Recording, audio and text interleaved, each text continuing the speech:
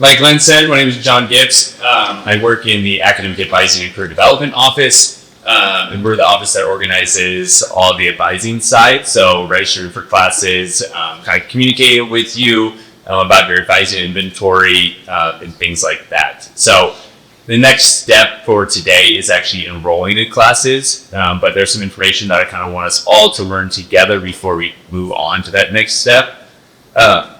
So today we're going to discuss a couple of key things. Number one, graduation requirements. Number two, how advising will operate today at NSE and how that compares to how advising will operate moving forward until you graduate. And then some final key logistics and information there. So up on the board, we have our key requirements for graduation, and these are for degree-seeking students. Okay, so that means students that are walking away from UNK with a bachelor's degree. Some of us might think that might be everybody in the room, but there are programs where UNK, you're completing those pre-req courses and then moving on to another institution and graduating from there. Some of those programs may be like free nursing, rad tech. I know we have somebody pursuing stenography today, engineering. So those are all typically 2 years, and then we move on to that next institution where you graduate with that bachelor's degree. So those of us who are staying at UNK to earn our bachelor's degree, these are the graduation requirements for all students. So that first number up on the board is 120. Okay, so every student who walks at stage at graduation has to complete 120 credit hours or more. Sorry. We'll kind of break down that 120 here in a second on the next slide. An additional requirement is a minimum GPA of a 2.0. Now that's the institutional requirement. Some of our majors may require a little bit higher of a GPA. Okay, so some programs I'm thinking of right off the top of my mind is like business. So if we're going into business, we have to have at least a 2.5 GPA or higher in the core. If we're going into education, in order to be admitted to student teaching, you have to have a 2.75 GPA or higher. So when it really comes to your academics and your academic record and progress, it's really individualized. These are our general requirements, but that's going to be the importance of meeting with an advisor and having that individual conversation, because the requirements for you may not be exactly the same as somebody else in the room. So going back to those 120, 30 of those 120 need to be completed within our general education requirements. Okay, so we have technically 11 LOPR categories that make up our gen eds. LOPR 11 is optional, so if you complete 30 or 3 credits in each of the 10 required categories, that would get you your 30 credit hours for gen eds. Again, and we have 40 hours for our upper division, which is any 300 or 400 level course. Typically, you'll start taking those classes second semester, sophomore year, up until graduation. So nothing to be worried about that today. And then that final bullet point is unrestricted electives. So this number, again, depends on a lot of different factors. If you think of it, if all your required degree courses and your gen eds, and then the gap that exists between those requirements and the 120. Okay, so for some degrees, you may have maybe 12 credit hours between all those requirements and 120. For some others, you may have anywhere 18 to 24. And what you can do with that is a couple of things. Some students pick up an additional minor or potentially pursue another major. Some people take advantage of studying abroad, the national student exchange, things like that. They fill that bucket. Okay. Going back to the 120, I know that seems like a very daunting number right now, but we're going to break it down and look at it from semester by semester. So obviously we want to graduate in a timely fashion. So in order to kind of graduate 4 years, we want to average 15 credit hours for 8 semesters, and then that would get us to 120, which would put us at a competitive spot to graduate in 4 years. Right? So we're really looking at 15 credit hours each semester in order to get there. There could be some things that dictate or change that 15. And first off, I'm thinking of dual credit. Students just by showing in how many of us are bringing in college credit for today. Cool, right on. So some of us, but not all of us, and that's great.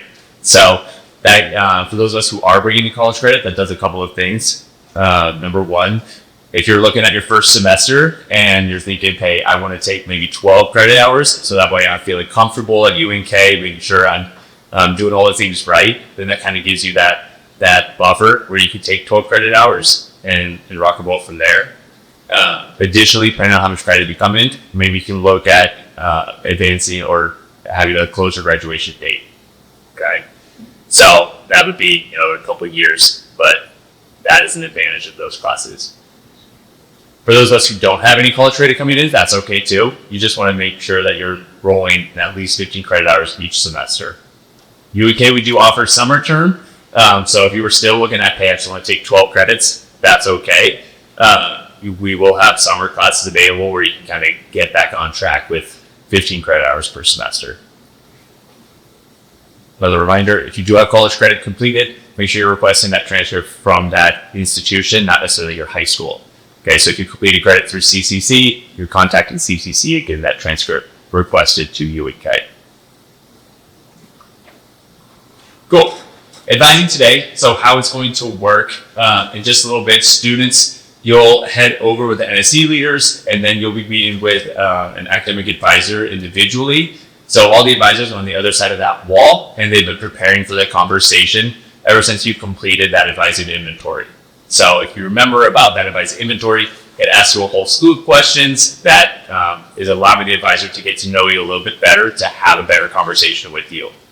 Okay, and I want you to remember that advising is a two-way conversation. So if an advisor is telling you about a certain class, feel free to tell them your honest opinions about that class to make sure that they're kind of playing into your strengths as much as possible.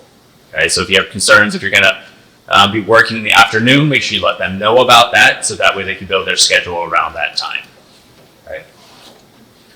The goal is to enroll the students in 14 to 16 credit hours. Again, going back to that formula, we want to make good academic progress to our graduation, so we want to stay on track and get enrolled right off the bat around that 15 mark. Family members and guests, we will have a checkout process today, so students, you will leave with a printed out schedule, your UNK ID card, and then your advisor's contact information. Okay, so that's the time where you can review those classes with your family members. If you have questions, I will be here to help answer and talk through any of the kind of questions, concerns that you may have. But if those questions don't hit until you're on your way back home, that's totally fine. You will have your advisor's contact information. Feel free to reach out to them. And if for any reason that we're not able to get you enrolled in a certain class, students, make sure you're checking your UNK email and your personal email for any sort of follow-up from there. Cool. So there's some similarities into how this affects advising in the future.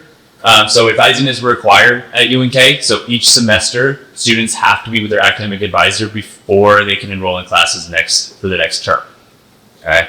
So advisors will be officially assigned in your My Blue in July, and that'll be the person that you meet with around advising times. So advising times happen 2 times throughout the year, around October time and around March time. So that'd be a time when you're going to meet with them and talk about your current classes and then game plan for the next term.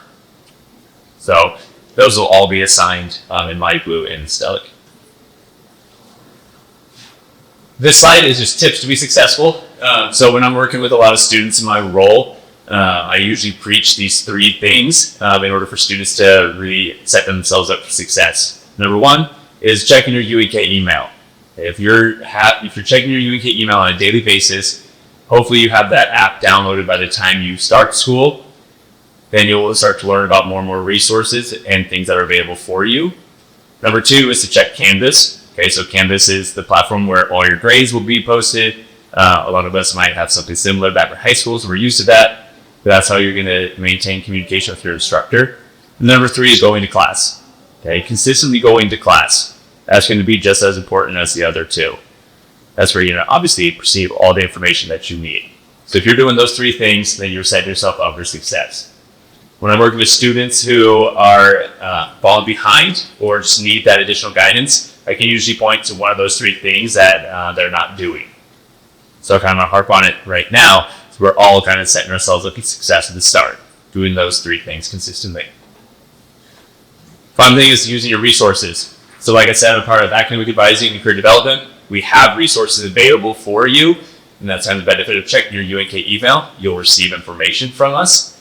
We help a lot on the advising side, but we also help on the career side. So for those of us going into pre-nursing and we have our interviews and we're nervous about that, we can conduct some practice interviews.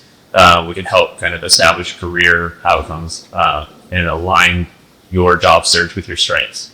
So different things that we're here for you.